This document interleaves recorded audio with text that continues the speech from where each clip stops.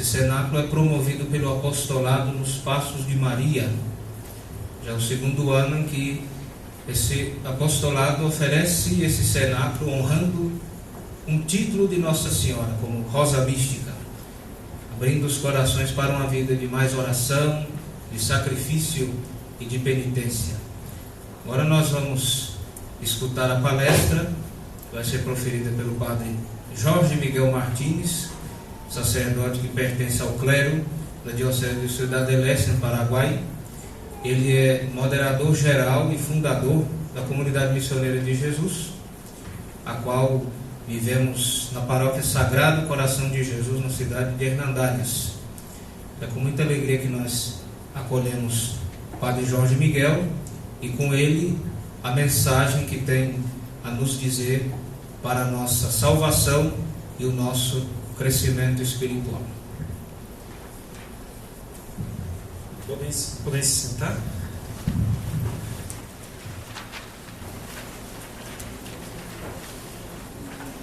Muito obrigado a dona Rita de Sá Freire por me convidar e muito obrigado pela apresentação ao Rodrigo, o seminarista Rodrigo. E eu vou pedir desculpas agora, porque eu sou paraguaio. Às vezes eu vou fazer uma tradução um pouco livre, e se vocês escutarem alguma coisa assim meio estranha, então façam de conta que não escutaram, tá bom? Uma questão, nesse caso, essa palestra que vamos dar hoje, com vocabulário técnico, às vezes é um pouco difícil. E a minha segunda palestra que eu faço em português propriamente. Às vezes eu venho para o Brasil, mas normalmente eu faço a palestra em espanhol, bem devagar, então todo mundo entende mais ou menos, mas vamos tentar fazer essa palestra então em português, de tal forma que seja melhor aproveitada por todos. Falaremos então nessa palestra sobre a ação do Anticristo e o triunfo final do Imaculado Coração de Maria. Uma questão assim um pouco delicada, porque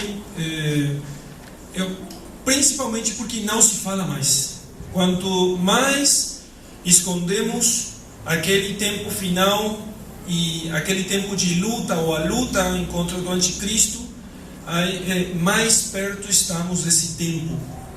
É uma realidade, uma verdade de fé que consta nas Escrituras, certamente, e que nós não podemos negar.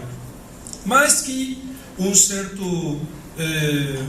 uma certa linha ou teologia progressista que pensa que vamos continuar progressando nesse mundo de forma indefinida, não quer falar daquele final, daquela luta final contra o Anticristo que vai fazer ou vai chegar antes, que vamos ter antes do triunfo final de nosso Senhor Jesus Cristo. Por isso é importante que façamos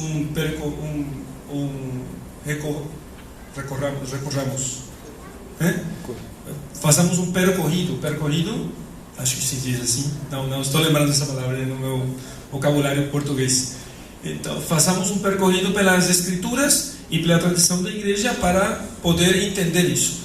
E a relação, então, isso, como é que vai se dar, ou como pensamos, ou achamos nós que vai se dar o triunfo do Imaculado Coração de Maria sobre a ação do Anticristo, que nós conhecemos essa ação desde o começo da nossa Igreja, porque São João vai dizer que já vieram muitos anticristos, mas também para que entendamos nós como é que vai ser a ação definitiva do Anticristo, daquele Anticristo propriamente, aquele do qual falava nosso Senhor Jesus Cristo.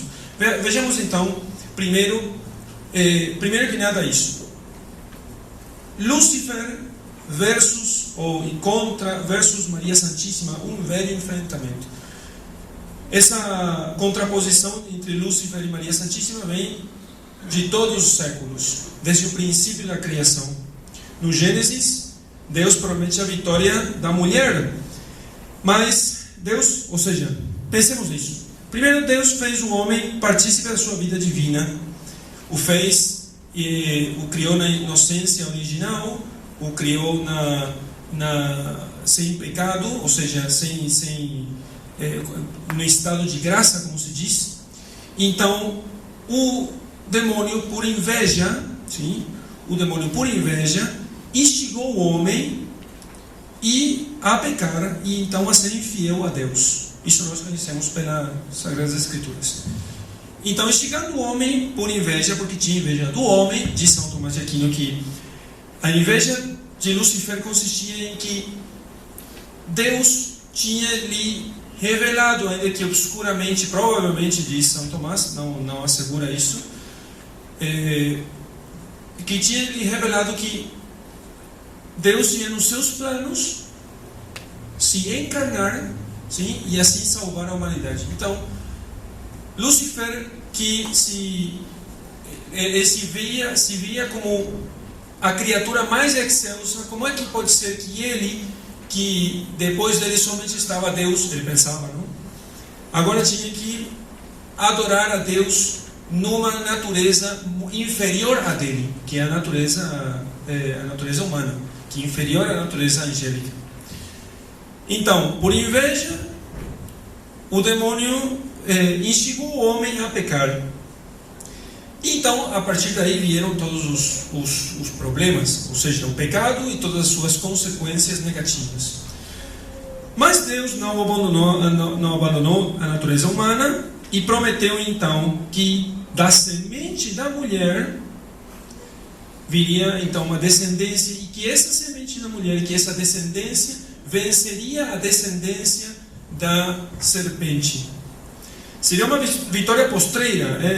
Essa vitória postreira sobre a serpente e a sua ação no mundo não se daria nesse momento, mas sim no futuro. Uma profecia, aquilo que nós conhecemos como o proto-evangelho, o primeiro evangelho. Aquele evangelho aquele primeiro evangelho, aquele primeiro anúncio da Boa Nova, onde se anuncia já de maneira obscura o triunfo do Messias, do Cristo. E desde esse momento, então, a serpente e a mulher se declaram como inimigos mortais até o final. Esses inimigos, e aí então nós vemos como representada já Nossa Senhora, porque da sua semente, que é Nosso Senhor Jesus Cristo, que não nasceu de semente de homem, mas sim da semente da mulher, essa vitória e essa contraposição feroz contra a serpente se daria então até o final dos tempos. Quando chega o momento da encarnação, a semente da mulher, aquela mulher escolhida, então ela dá ao mundo ao Redentor. E a encarnação do Verbo cumpre as promessas antigas. Chegou realmente nesse momento a libertação, a verdadeira libertação, hein? Porque não tem libertação verdadeira senão é a libertação da escravidão do demônio. Claro, hoje se fala muito de libertação, vocês escutam muito por aí, aqui mais que em outros lugares, e principalmente da tristemente famosa teologia da libertação. Mas a libertação não é verdadeira senão é a libertação da escravidão do demônio, a escravidão do pecado, que nos afasta de Deus e nos tira aquela verdadeira liberdade, aquela verdadeira vida e felicidade que podemos ter ao lado de Deus. Como é que se faz isso? Nossa Senhora vence então a soberba da serpente com a sua humildade. É a humildade de Nossa Senhora o que faz possível essa maravilha da misericórdia divina, que é a nossa salvação. A encarnação do Verbo, Deus se faz homem, se faz como nós, sem deixar de ser Deus. Isso se faz possível somente através da humildade de Nossa Senhora, que se contrapõe totalmente à soberba de Eva, que queria ser como Deus, queria se dar a sua própria lei. Agora, essa humildade não é definitiva no sentido de que aí se dá a vitória final. Se dá de certa maneira a vitória final, mas essa humildade vai ser provada até o final dos tempos.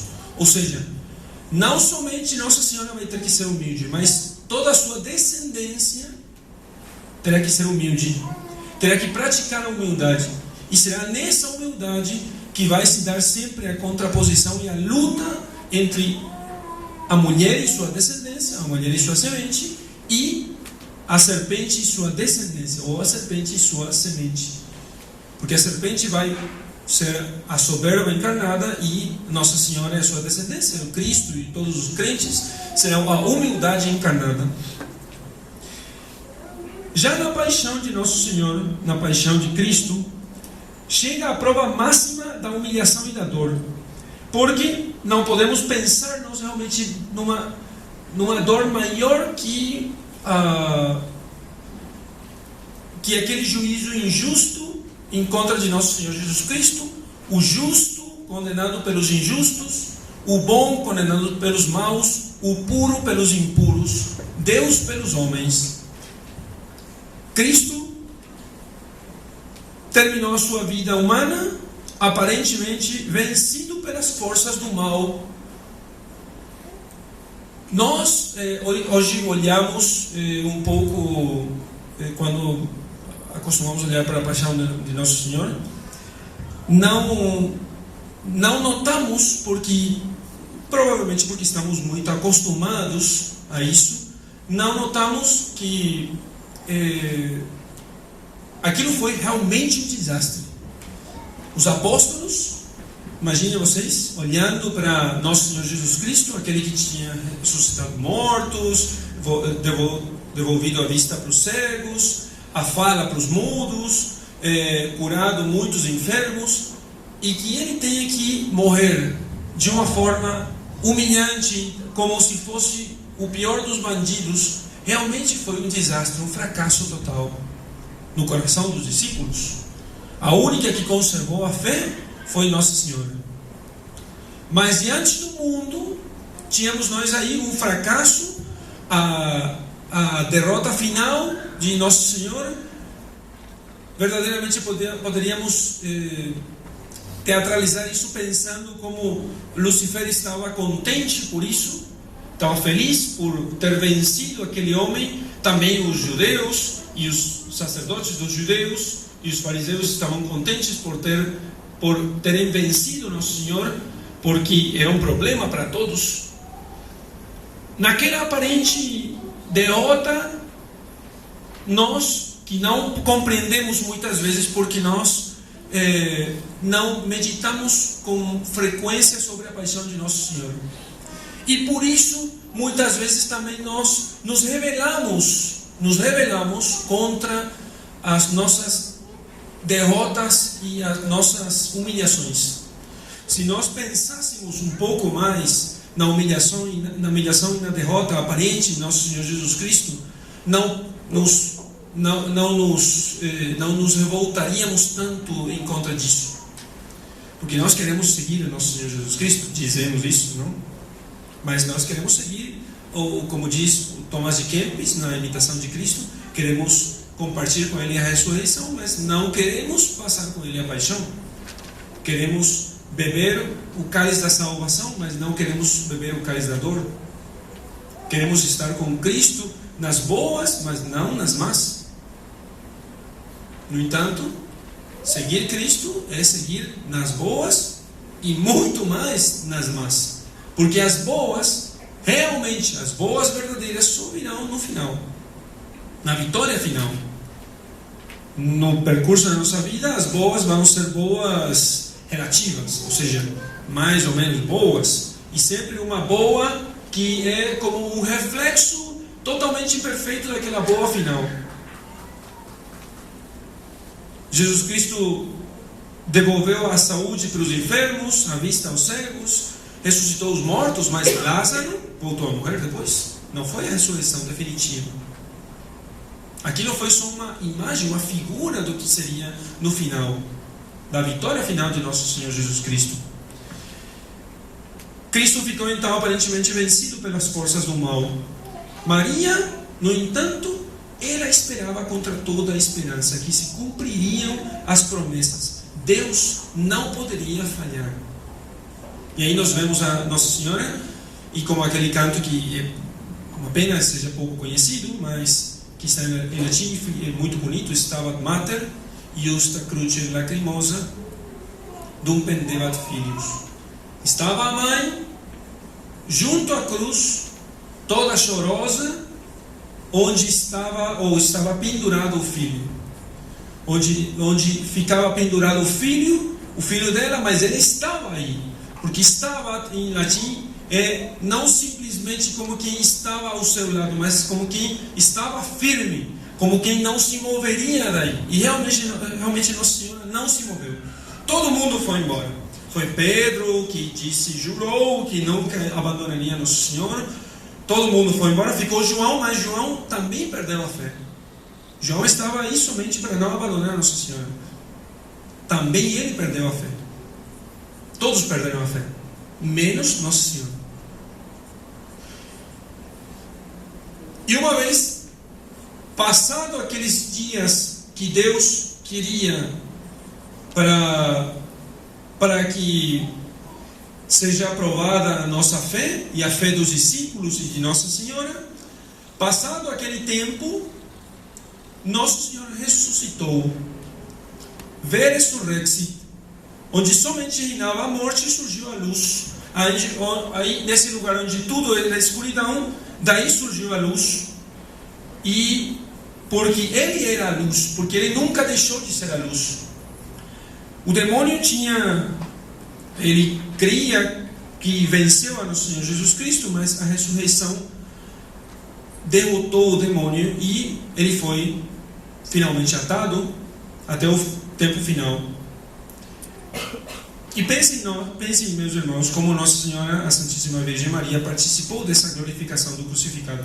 Ela também depois, no final, seria assunta aos céus e seria coroada como vencedora, como vitoriosa sobre o mal, como aquele que vence também, principalmente pela sua fé, pela sua fidelidade. Nossa Senhora vence então as forças do mal pela sua fidelidade, pela sua humildade, porque a humildade de Nossa Senhora vai fazer com que ela creia e espere até o final. E creia e ame e espere, aquelas três virtudes teologais que nós estudamos no Catecismo. Ela amava a Nosso Senhor, ela cria em nós, como a gente diz? Acreditava, perdão. Amava Nosso Senhor Jesus Cristo, acreditava nas suas promessas e esperava estar com Ele num tempo oportuno. E quando chegou o tempo, ela foi assunta aos céus. Participou da glória de Nosso Senhor Jesus Cristo. Por que faço essa panorâmica da história da salvação dos evangelhos, que nós conhecemos de sobra? Porque nós temos que saber que os evangelhos são figura daquilo que virá. São figura daquilo que virá. Nós queremos saber como é que vai ser a história da igreja? A história de Cristo é a história da igreja. Porque a igreja, que é esposa de Cristo, não pode passar, não pode viver, não pode esperar uma coisa diferente daquilo que viveu e daquilo que teve nosso Senhor Jesus Cristo. Aquilo que viveu Jesus Cristo é isso que viverá a igreja. Os evangelhos, então, nos descobrem um caminho, o caminho que cada cristão deve percorrer indefectivelmente, nós dizemos em espanhol.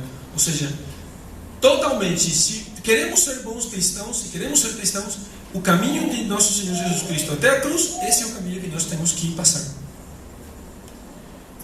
E assim como todo cristão tem que passar por esse caminho, também a igreja, que é a esposa de Cristo, que é o corpo místico de Nosso Senhor, tem que passar por esse caminho. E tem que chegar até o final. Ou seja, vai fazer milagres, vai ter popularidade, vai entrar em Jerusalém, vai ser julgada injustamente, vai morrer, ou seja, vai ficar submergida numa aparente derrota e finalmente será ressuscitada por Deus. Essa é a figura ou seja, esse é o caminho que também a igreja vai ter que passar, porque é a esposa fiel. Então, olhando bem atentamente a esse caminho de que tem que seguir a igreja e como nesse caminho de Nosso Senhor Jesus Cristo sempre esteve presente Nossa Senhora, sim? Porque aqui vem a coisa importante. Nós vemos como sempre está presente Nossa Senhora, sempre. Por isso eu fiz questão de enfatizar ou insistir na questão de que Nossa Senhora foi a única que conservou a fé. A única. Todos os outros, Pedro, João, Mateus, todo mundo foi embora, desapareceu, evaporou. deixando Nosso Senhor sozinho e somente ficou Nossa Senhora. Somente ela e a única que conserva a fé, a única que conserva a esperança. Isso é muito chamativo porque chama a atenção de nós no sentido de que não foi sobre ela que Nosso Senhor construiu a igreja. Não era ela a pedra, era Pedro, não a Nossa Senhora. Ele não foi evangelista, não fez, ou que nós saibamos, não fez nenhum milagre, nós saibamos pelos evangelhos. Não ressuscitou mortos, não curou enfermos. Simplesmente estava, pelo testemunho dos evangelhos, estava ao lado dos apóstolos e não foi sobre ele que Nosso Senhor construiu a igreja, mas sim sobre os apóstolos, sobre a autoridade dos apóstolos. E como isso é interessante entender isso hoje, quando a igreja vai caminhando quase pelo mesmo trajeto, pelo mesmo caminho, vendo como os apóstolos vão também eles sendo infiéis à fé, e é Nossa Senhora e aqueles que servem a Nossa Senhora quem guardam a fé verdadeira. E somente aqueles que participam do serviço de Nossa Senhora são aqueles que guardam a fé hoje. Isso é muito interessante, porque realmente prova como a igreja vai passar pelo mesmo caminho que passou Nosso Senhor Jesus Cristo. Pensemos agora no final dos tempos. Vamos fazer um corte aqui e depois voltar ao meio de novo.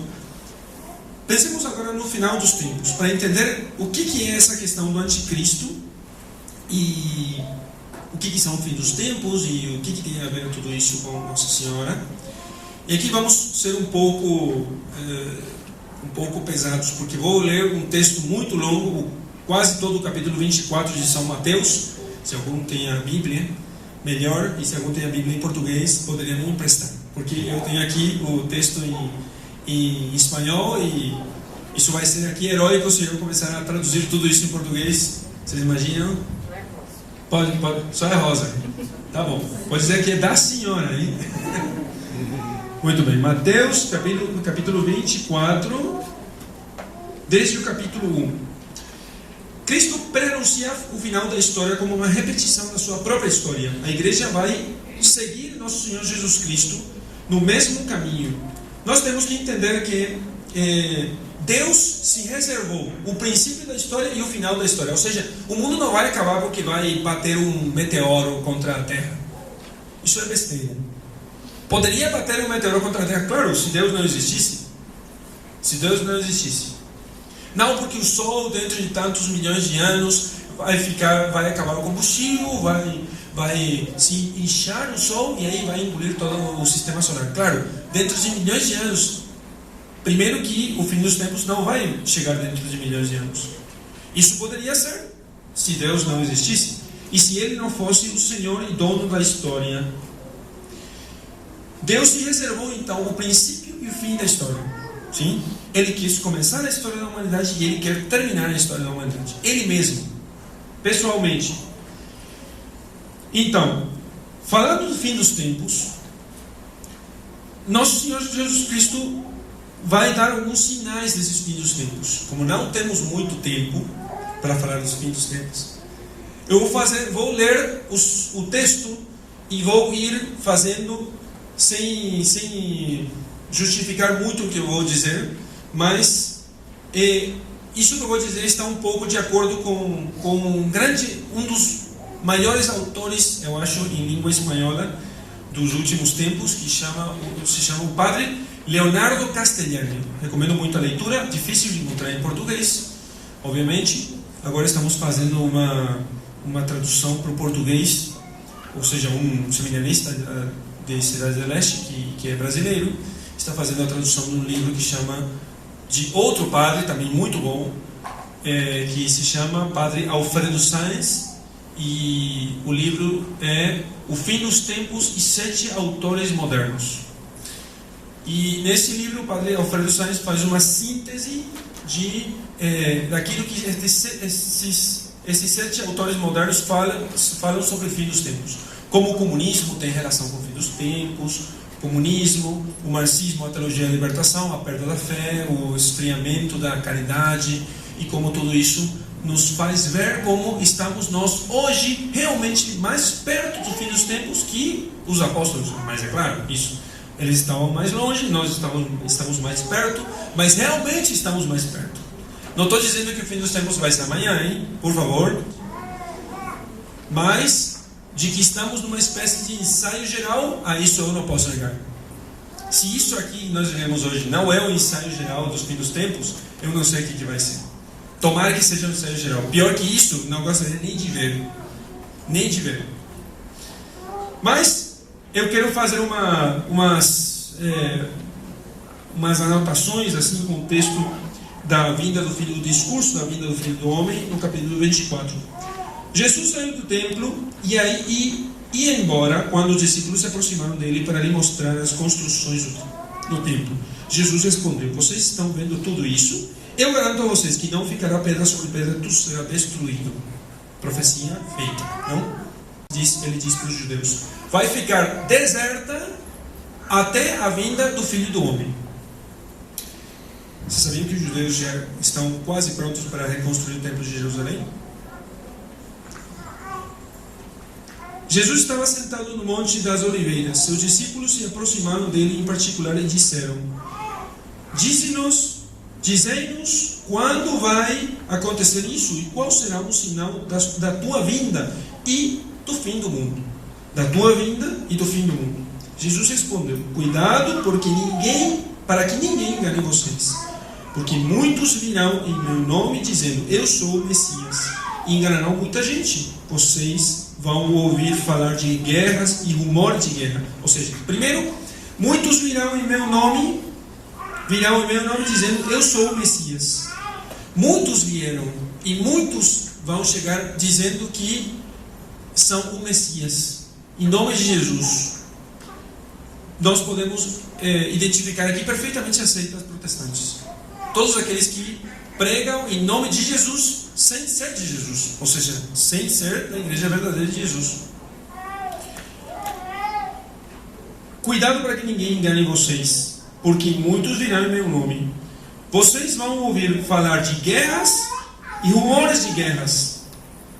Também, nunca como nesses tempos, nós ouvimos falar tanto de guerras ou de rumores de guerras. Principalmente porque nós, na era da comunicação, todo mundo sabe tudo. E a notícia chega muito rápido a nós. Por isso, ainda que teve muitas outras guerras em outros tempos, nunca nós estivemos num estado quase permanente de guerra. Prestem atenção e não fiquem assustados, pois essas coisas devem acontecer, mas ainda não é o fim. Ainda não é o fim. De fato, uma nação lutará contra outra e um reino contra outro reino. Haverá fome e terremotos em vários lugares, mas tudo isso é o começo das dores. Claro, algum poderia pensar: mas tudo isso não aconteceu já? Quantas guerras, quantos terremotos, quanta fome?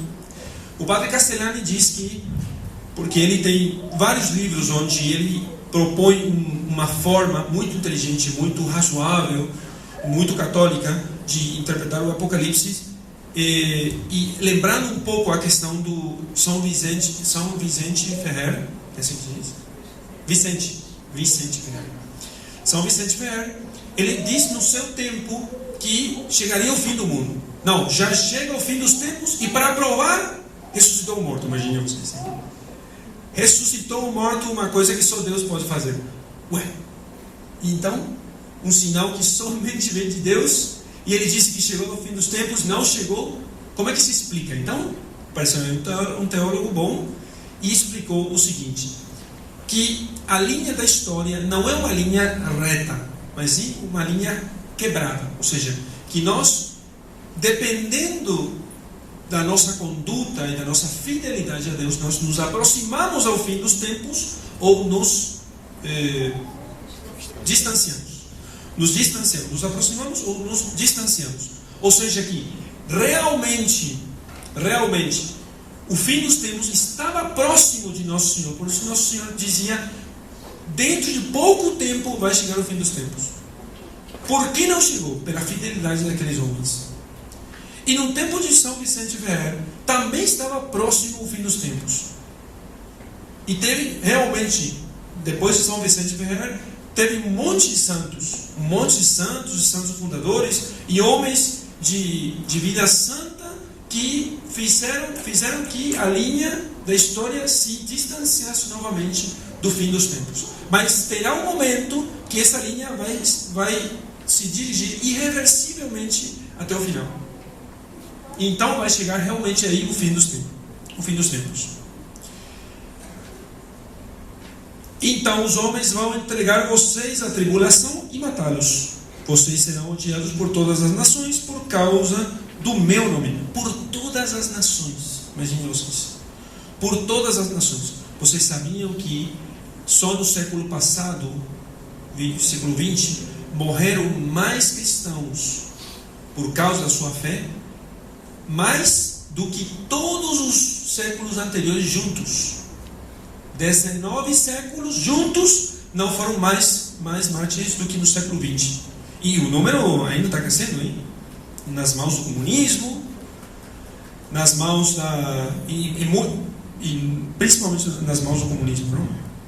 Muitos ficarão escandalizados, trairão e odiarão uns aos outros. Vão surgir muitos falsos profetas que enganarão muita gente. Você conhece o Osho aqui?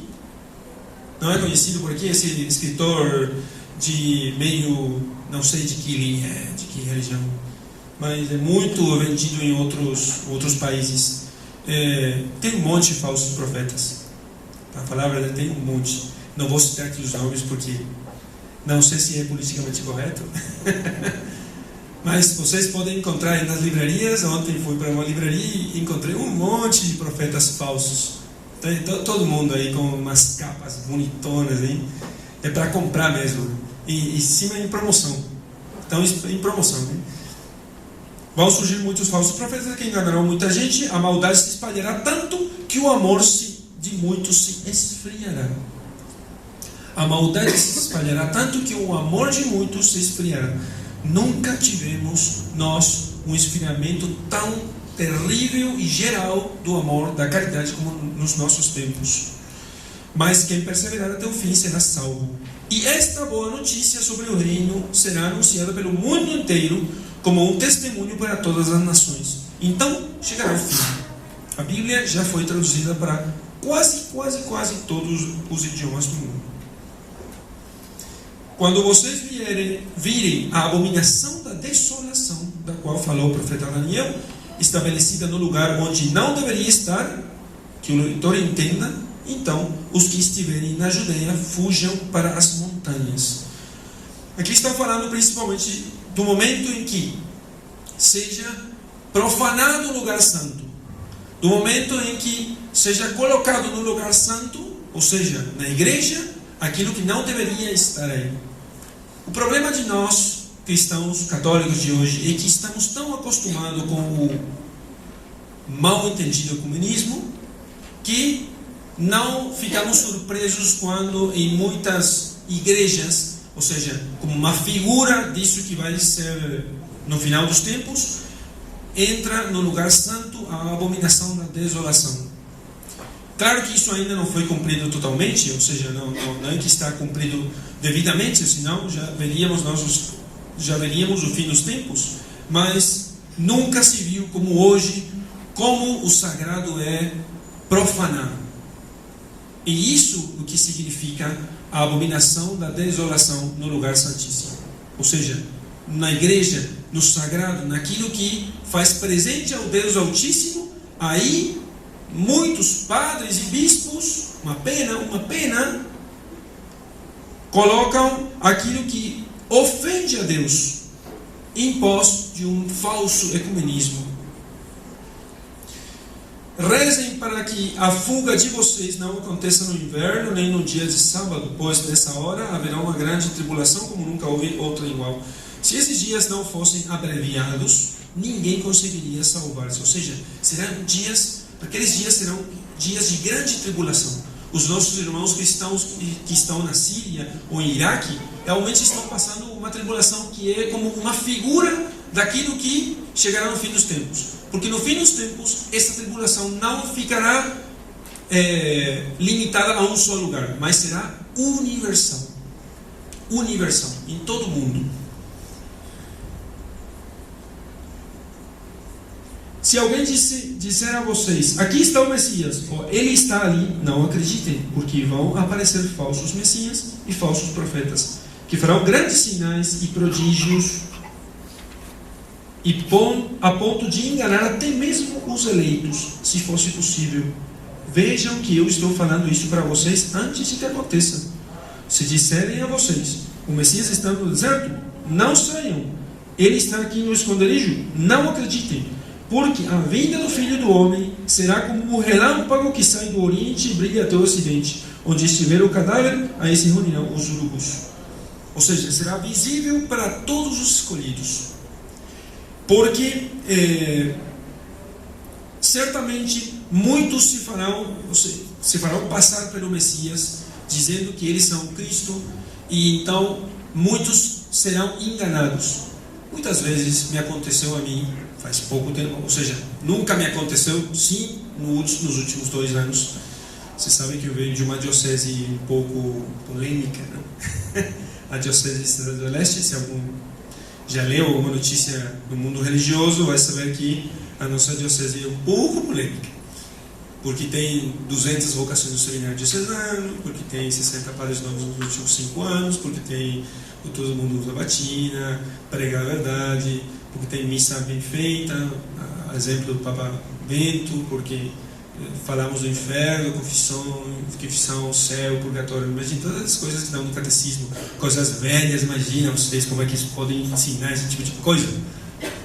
Então, eu cheguei um momento a pensar, não será que nós estamos errados? Como é que todo mundo pensa diferente e só nós vamos pensar assim? É assim, e assim vai ser no final dos tempos. Os eleitos vão ficar numa crise tal que eles vão pensar, puxa, mas não pode ser que todo mundo esteja errado, só eu esteja certo. Mas não é questão de que todo mundo esteja errado e eu esteja certo. Será o único que vai nos salvar é acreditar aquilo que a igreja sempre acreditou, porque ecclesia semper idem, é sempre a mesma. Porque o princípio de contradição diz que uma coisa não pode ser uma coisa e outra diferente ao mesmo tempo. A igreja não pode mudar, não pode progressar em seus dogmas, tem que ensinar sempre o mesmo. E o fim dos tempos vai se dar na medida que os cristãos apostatem, porque tem que chegar essa grande apostasia do mundo. Então se converterão os judeus, e serão muito mais devotos e fervorosos do que nós, quando chegue essa conversão dos judeus. Mas antes tem que se dar a grande apostasia, e vamos ficar pouquinhos. E aí, por isso fala o Senhor, que os eleitos, os escolhidos vão chegar a duvidar se eles realmente estão na verdade. Mas nós temos que pensar simplesmente, é isso que a igreja sempre acreditou? Sim, então continuamos isso. Essa é a nossa certeza. Logo depois da tribulação daqueles dias, o sol vai ficar escuro, a lua não brilhará mais, as estrelas cairão do céu e os poderes do espaço ficarão abalados. Então aparecerá o sinal do Filho do Homem no céu. Todas as tribos da terra baterão no peito e verão o Filho do Homem vindo sobre as nuvens do céu com poder e grande glória. Baterão no peito, ou seja, se lamentarão todas as tribos da terra, ou seja, porque o mundo inteiro seguirá outro, porque não seguiam a Cristo, porque todo mundo começou a seguir a outro. Baterão no peito e verão o Filho do Homem vindo sobre as nuvens do céu com poder e grande glória. Ele enviará seus anjos, que tocarão bem alto a trombeta, e que reunirão os eleitos dele, desde os 4 cantos da terra, de um extremo do céu ao outro. Aprendam, portanto, a parábola da figueira. Quando seus ramos ficam verdes e as folhas começam a brotar, vocês sabem que o verão está perto. Vocês também, quando virem todas essas coisas, fiquem sabendo que Ele está perto, já está às portas. Eu garanto a vocês tudo isso acontecerá antes que morra esta geração que agora vive. Ou seja, aquele fato da toma ou seja, da queda ou da vitória do exército romano sobre Jerusalém, a destruição de Jerusalém, é uma mostra em pequeno do que será o fim dos tempos. Tem uma coisa muito interessante na destruição de Jerusalém, porque os exércitos de Tito, que era o general romano que estava ao comando, eles sitiaram a cidade, deixaram ela durante muitas semanas sem acesso à água e à alimentação. Vocês sabiam que as mães, por desespero, chegavam a comer os seus filhos, ou seja, a se alimentar da carne dos seus filhos vivos, para elas não morrerem. Então, por que eu digo isso? Porque isso se parece muito com os nossos tempos. As mães que abortam os seus filhos para elas não perderem a sua comodidade. Ou seja, para não perderem o alimento. Não temos dinheiro para sustentar a casa, então vamos abortar. Se parece muito com isso. Por isso, aquilo que aconteceu em pequenininho, nós temos hoje acontecendo em grande escala. E aquela grande tribulação que teve em Jerusalém se parece muito com os nossos tempos. Agora tem uma coisa interessante, no verso 37 diz Nosso Senhor: a vinda do Filho do Homem será como no tempo de Noé, porque nos dias antes do dilúvio todos comiam e bebiam, casavam-se e davam-se em casamento, até o dia em que Noé entrou na arca, e eles nada perceberam, até que veio o dilúvio e arrastou a todos. Assim acontecerá também na vinda do Filho do Homem. Ou seja, ninguém vai pensar mais nisso. Ninguém vai pensar mais nisso. Nunca na história da igreja tivemos nós uma pregação tão isenta do fim dos tempos. Ninguém fala do fim dos tempos. Até o pessoal da Idade Média falava mais dos fins dos tempos do que nós. E isso dá para ver simplesmente, por exemplo, na porta principal da Catedral de Notre Dame, em Paris, que tem na entrada principal tem aquele friso, acho que não sei como chamar em português, do fim dos tempos, do juízo final e do fim dos tempos. E esse pessoal estava muito longe do fim dos tempos. E além do mais, eles quase sabiam bem disso. Mas eles falavam dos fins dos tempos. É muito simpático aquela obra de arte que tem aí, porque na fileira dos condenados tinha cruzados, tinha bispos, tinha reis, tinha pessoas comuns, ou seja, eles não tinham nenhum reparo em dizer que também entre os principais muitos seriam condenados. Também entre os principais muitos seriam condenados. E, claro, poderíamos dizer que eles não falavam para eles tentavam falar para nós. Eu vejo a cara daqueles que vão tirar fotos aí em frente à Catedral de Notre Dame de Paris, todo mundo dizendo: ah, que bonito, ah, que simpático, ah, isso, aquilo. E eles não se dão conta que essas obras de arte estão falando para eles: olha, vocês estão perto dos fins dos tempos. Vocês não estão pensando nisso. Paulo dirá, na primeira carta a Timóteo, o Espírito diz expressamente que nos últimos tempos alguns renegarão da fé por prestar atenção a espíritos sedutores e ensinos ou doutrinas diabólicas, enganados por hipocrisia dos mentirosos que cauterizaram a própria consciência, ou seja, para que ninguém mais se dê conta de uma coisa que esteja mal, ninguém mais se preocupa. Proíbem-se casar, mandam-se abster de alimentos que Deus criou. Proíbem-se casar. Vocês sabem que ninguém mais casa hoje? Não se casem, não é bom, porque senão você não tem liberdade. Claro, não falo de não se casem como os cátaros, não, é de uma forma diferente, mais sutil. Não se casem porque você tem que se manter a liberdade. Imagina essas coisas medievais do casamento indissolúvel, não é para nosso tempo. Mandam-se abster de alimentos que Deus criou para que eles sirvam. e para que eles possam tomar esses alimentos com agradecimento, com gratidão. Você sabe que hoje todo mundo fala de que não beba leite, faz mal à saúde. Ué, como é que é? Não coma carne porque faz mal à saúde. Sim, o que vamos comer? Carne artificial, é melhor. Leite artificial, melhor também. Não beba água, faz mal também. Ué, o que vamos? Soro, alguma coisa? Como é que a gente vai se alimentar agora então? Não, porque tem umas empresas no laboratório que estão fazendo comida bem melhor que aquela natural, porque essa comida natural, na verdade, não está bem feita. É como uma desconfiança de Deus. Estão desconfiando de Deus.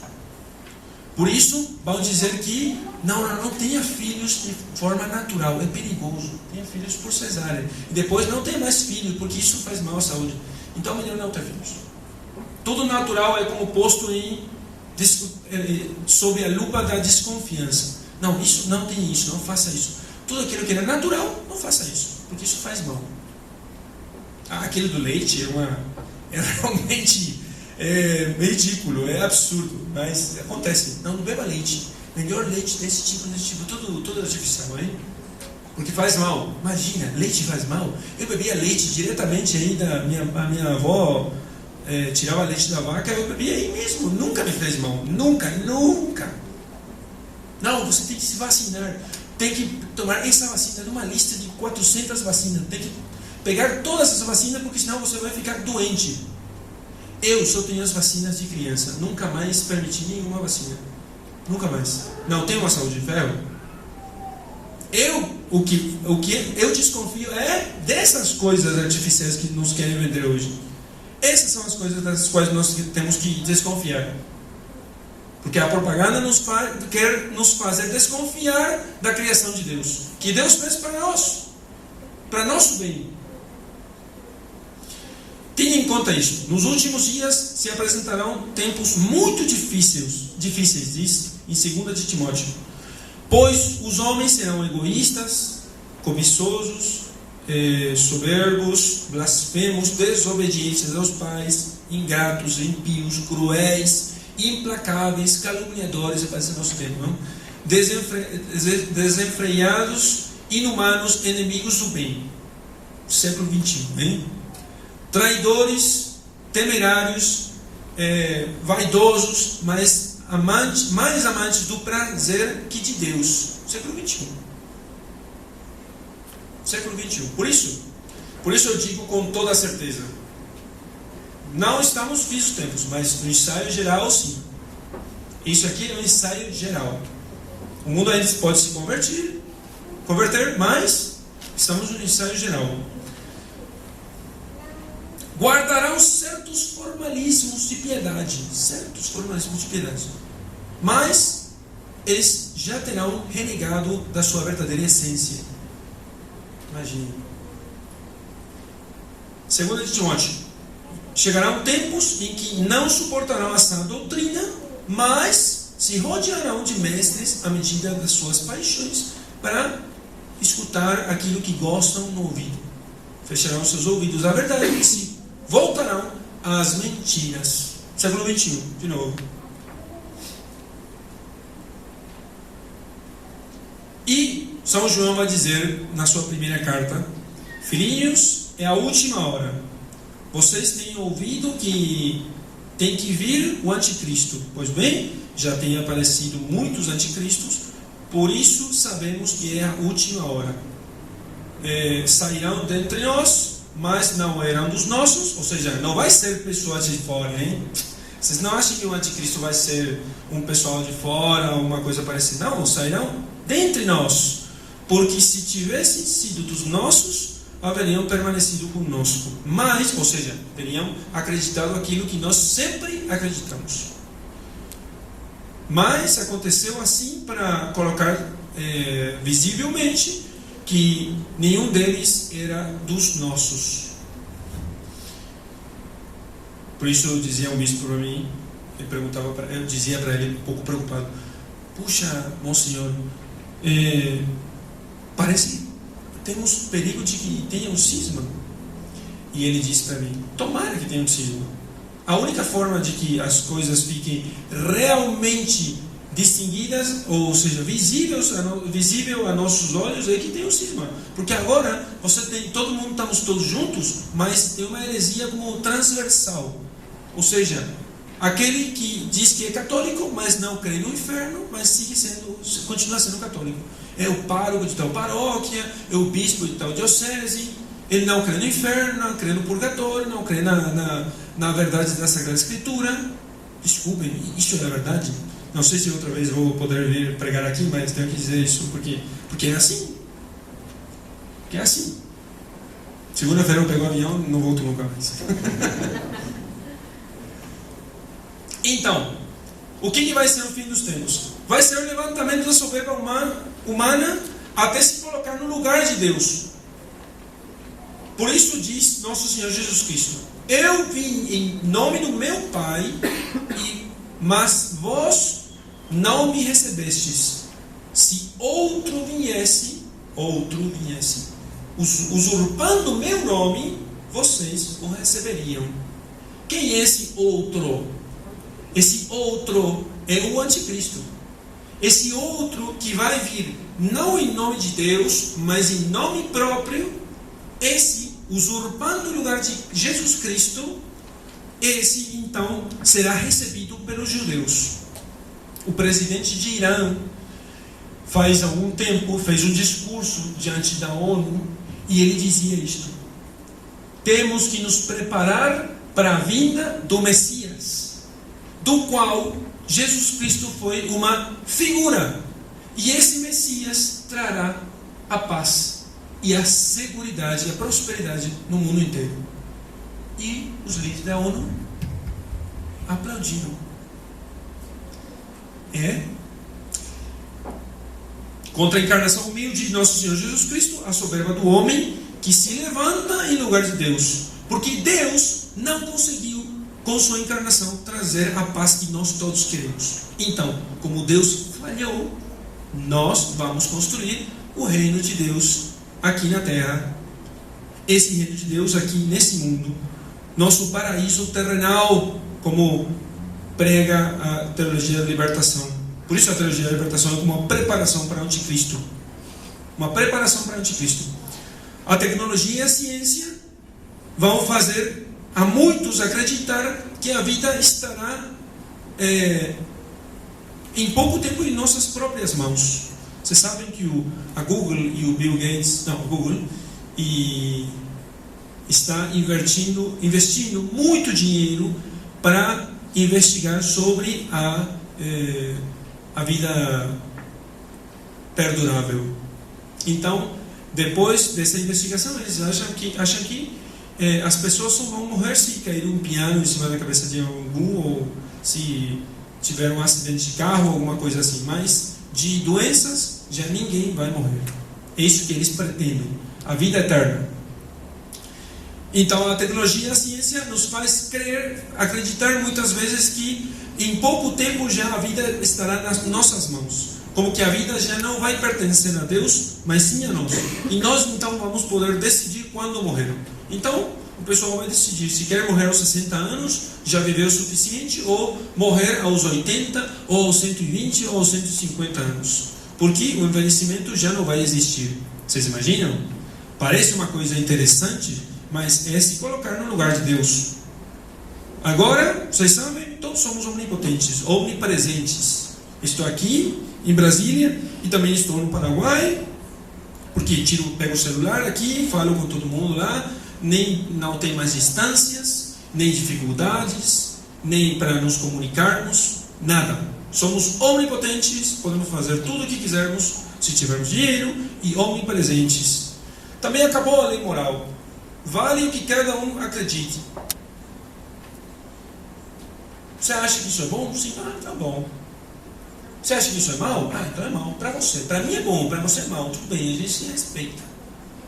Então as coisas são boas e más ao mesmo tempo. Aquele pluralismo. Tudo isso nós temos nesse tipo. E tudo isso é soberba humana. Soberba humana. Que se coloca no lugar de Deus. Que quer tomar o lugar de Deus. Que quer fazer de conta que é Deus. E o anticristo que vai ser é a síntese perfeita, aquele homem modelo que tem nas suas mãos todo o poder, toda a vida de todos os homens. O homem Deus.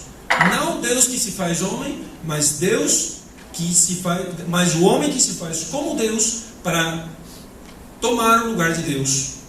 Porque, como eu disse, se Deus não conseguiu trazer a paz, então o homem, por sua própria conta, ele vai conseguir sim trazer a paz. No final de tudo isso, dessa longa preparação de séculos e desses últimos séculos, vai chegar o anticristo. Vai ser como um Cristo humano, segundo a medida do homem, que virá a completar aquilo que Cristo não conseguiu. E ele vai conceder a tão anelada paz e terá um grande poder mundial. Todo o poder será dado a ele. Controlará todas as nações e será ele o Messias esperado. Porque muitos falam hoje já de um governo mundial. Vocês escutam o governo mundial? O governo mundial é isso, a preparação para o anticristo. Porque o governo mundial, quem vai dirigir é aquele que vai ser chamado de Messias. Aquele que vai tomar o lugar de Cristo.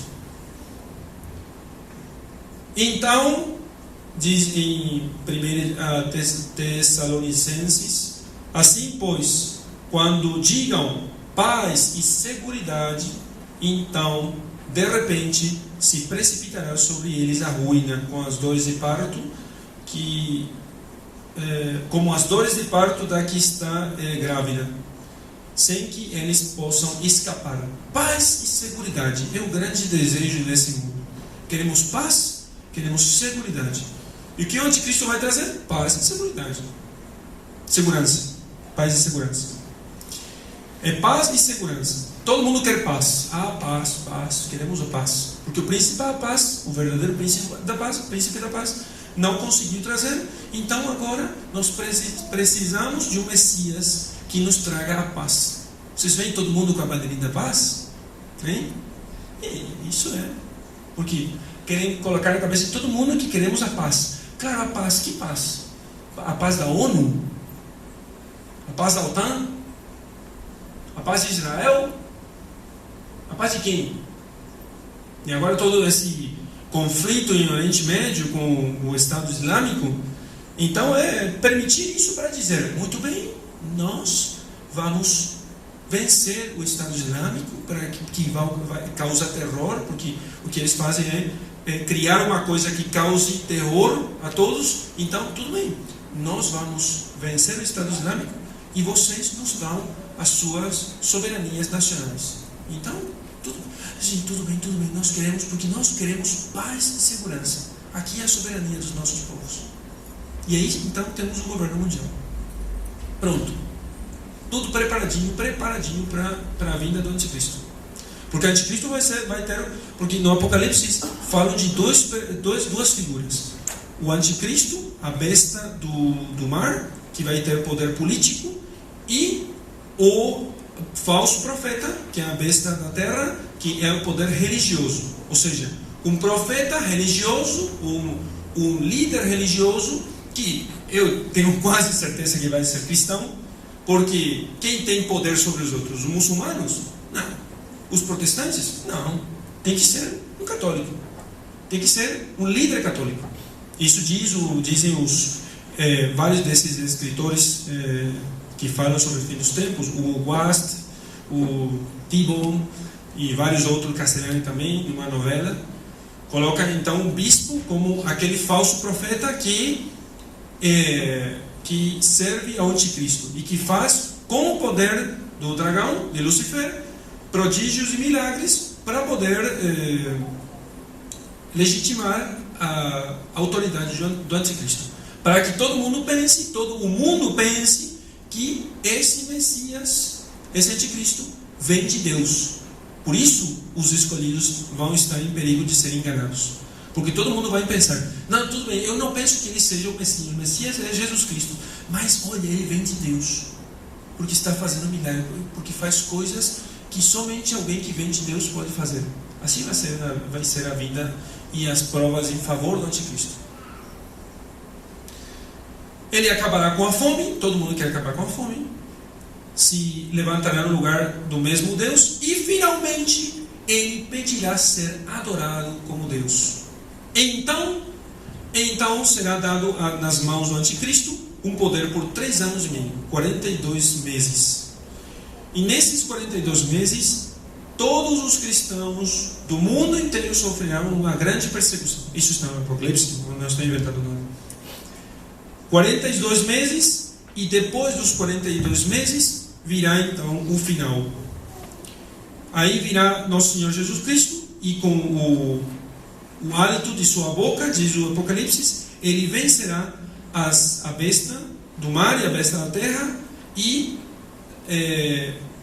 lançará as duas ao fogo que não tem fim. Depois desses 3 anos e meio de grande tribulação para os escolhidos, daquela luta final. Depois disso, então, temos o triunfo. O triunfo do filho da escrava, como diz o Salmo. Quando vejamos acontecer todas essas coisas terríveis das quais eu estive falando e que estão contidas na Sagrada Escritura, nós temos que nos alegrar, como diz nosso Senhor. Por quê? Porque perto está a nossa libertação, a nossa verdadeira libertação. Não temos que ficar com medo, não temos que ficar com medo nem nos aterrorizar por isso, mas sim nos alegrar, diz nosso Senhor. Imagine, não é uma alegria natural, mas sim uma alegria sobrenatural, daqueles que veem com fé o final, daqueles que esperam nas promessas de nosso Senhor. Quando vejam acontecer essas coisas, alegrem-se, porque está perto a vossa libertação. A igreja será humilhada, a igreja ficará pequenina, a igreja aparecerá como totalmente vencida finalmente, como começando uma nova era, sem igreja e sem cristianismo, e ela será então humilhada à maneira de Jesus Cristo, assim como na cruz, como eu disse no começo. Ou seja, Cristo pareceu completamente vencido, não tinha volta atrás. E daí então o poder de Deus levantará a igreja novamente, como fez com o mesmo Cristo na sua ressurreição. A nossa esperança final é o triunfo da Imaculada. Em Fátima, Nossa Senhora disse: por fim, meu Imaculado Coração triunfará. Essa promessa dada é para depois de todas as catástrofes, depois de todas as tribulações e todos os sofrimentos que teremos que passar. E é o amor de nossa mãe o que se verá brilhante no final. O mesmo amor que a fez capaz de receber o Verbo em suas entranhas. A promessa de Fátima, então, que vai ter um triunfo final. Nós temos que esperar isso e confiar que esse triunfo será alcançado, que vamos alcançar isso. Nós temos que assumir que estamos muito mais perto hoje do Apocalipse, e estamos em melhores condições ainda de ver o final do que os mesmos apóstolos, que eles olhavam isso mais como um olhar difuso, como confuso também, porque estavam muito longe desses tempos, mas nós hoje podemos entender mais. Imagine, tem duas coisas que que justificam isso que eu disse para vocês. No Apocalipse, eles falam Apocalipse de um exército de 200 milhões de soldados. E, claro, faz 150 anos os exegetas diziam: isso é ridículo, não tem exército de 200 milhões de pessoas. Mas na Segunda Guerra Mundial, quase chegamos a 200 milhões. Quase. Contando com os operários das fábricas de armas e tudo. 200 milhões. Quase 200 milhões. Na próxima guerra, já vamos ter 200 milhões de combatentes. Também, outra profecia que os profetas não entendiam, dizia que o falso profeta vai fazer falar a figura do anticristo e que todo mundo verá. Então, claro, como é que faz isso? A terra é redonda, não dá para ver em todo lugar. E vocês me dirão: como é que vai fazer o falso profeta fazer falar a figura, não o anticristo, a figura do anticristo, e todo mundo vai ver? Internet. É a internet. Vai fazer falar pela internet. Todo mundo vai ver. A televisão, a internet faz hoje possível uma coisa que os profetas não entendiam como seria possível. Hoje é possível. Não digo que com isso que isso diz que vai ser agora, mas que é possível aquilo que era incompreensível para o profeta, isso é totalmente possível. E uma coisa, antes de falar da vitória final de Nossa Senhora, que alguns exegetas dizem que as profecias são sempre obscuras. Mentira! Como é que a profecia sempre vai ser obscura? Uma profecia é totalmente compreensível para aquelas pessoas para quem foram escritas. Se não fosse compreensível, então para quem? Não teria sentido que uma profecia fosse escrita. Então, a profecia é compreensível para quem foi escrito. Por isso, quando chegue o final e o tempo em que sejam cumpridas todas as profecias, se cumpram todas as profecias, será muito mais compreensível. Por isso que eu estou dizendo para vocês, faz 200 anos, ninguém sabia como é que faria o falso profeta falar a figura do anticristo. Hoje nós pensamos, é possível com a televisão e a internet. É totalmente possível. E vai ser cada vez mais visível para nós essas profecias do Apocalipse, para que nós saibamos como é que vai ser o final. E porque nosso Senhor quer nos advertir e nos preparar para isso. Se Deus quis que nós vivêssemos esses tempos, é porque Ele realmente tem preparado para nós as graças especiais para que nós aguentemos isso. Por isso nós temos que nos agarrar, ficar bem fortemente, como se diz? Tomados, acercados. Próximo.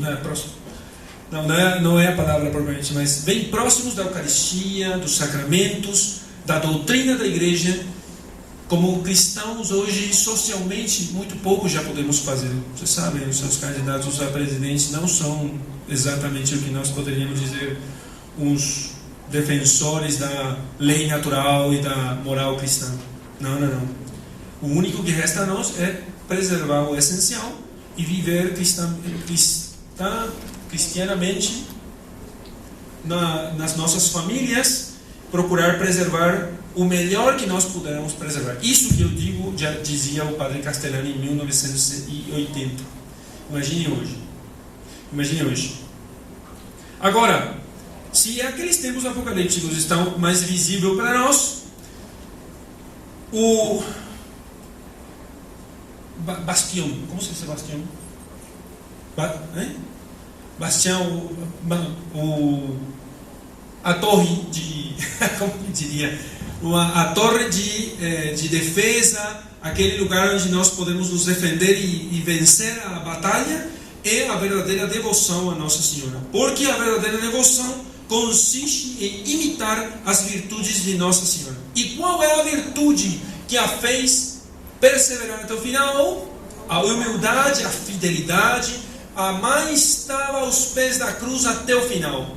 E aí, quando todo mundo pensava já pensava que Cristo tinha sido vencido, que Ele tinha morrido e não teria mais que incomodar ninguém, Nossa Senhora conservava a fé, aquela fé e esperança nas promessas de Nosso Senhor Jesus Cristo, e ela de pé estava Mater Justa Crucem, ainda que lacrimosa, ainda que chorando por aquela tribulação, estava ela aos pés da cruz. Qual é a vitória de Nossa Senhora? A vitória do Imaculado Coração de Maria? Daqueles que imitam Nossa Senhora e estão aos pés da cruz até o final, até que Cristo ressuscite, até que a igreja ressurja, até que Cristo venha a vencer ao falso profeta e ao anticristo com o hálito de sua boca, até que ele recupere o reinado e entregue esse reinado a Deus. Por isso, irmãos, não temais. O temor não é de filhos, é de escravos. Nós fomos feitos filhos de Deus. O único temor deve ser o temor de pecar, de nos distanciar da cruz, de não ficar mais embaixo dos braços da cruz, de que não pingue mais sobre nós a cruz, o sangue de nosso Senhor Jesus Cristo. Nós temos que ficar aí embaixo da cruz, à sombra mesma da cruz. E se nós ficarmos aí, perseverantemente, nós vamos ver nosso Senhor ressuscitar. Ainda que todo mundo fique feliz por nossa derrota e pense que finalmente o mundo ficou livre dos cristãos. Não, não ficou livre, porque o mundo é de Cristo, é dos cristãos, é de Deus. Aquele que se mantenha fiel até o final, eu tenho para ele a coroa eterna, diz nosso Senhor Jesus Cristo. E essa é a vitória final de Nosso Senhor. Daqueles que, prendidos ao seu amor, aqueles que praticam a verdadeira devoção, se colocam sob o amparo de Nossa Senhora e a imitam perfeitamente. Ou seja, que estão com a igreja de sempre, que professam a fé de sempre, que estão até final, fiéis e humildes à fé de sempre. Muito obrigado.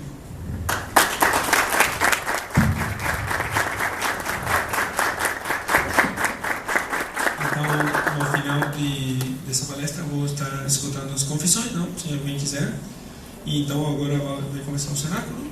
E então, peço para vocês rezarem pela nossa diocese, pelo Dom Rogério Olivieres, o nosso bispo, que realmente Deus lhe dê forças e coragem para seguir nos ensinando a verdade como fez até agora. E vocês sabem que isso que eu disse agora nessa palestra, Dom Rogério diria 1000 vezes pior. Por isso eu não tenho nenhum problema em falar isso para vocês. Mas rezem pelo nosso bispo e eu rezarei por vocês, para que vocês também perseverem e sempre permaneçam embaixo da cruz, ao exemplo de Nossa Senhora, para que realmente ela vença no final e triunfe seu Imaculado Coração. Esse amor de Maria por Cristo triunfe até o final. Não nos separemos da igreja, não nos separemos da igreja de sempre, da igreja de Nosso Senhor Jesus Cristo. Muito obrigado. Vamos em pé.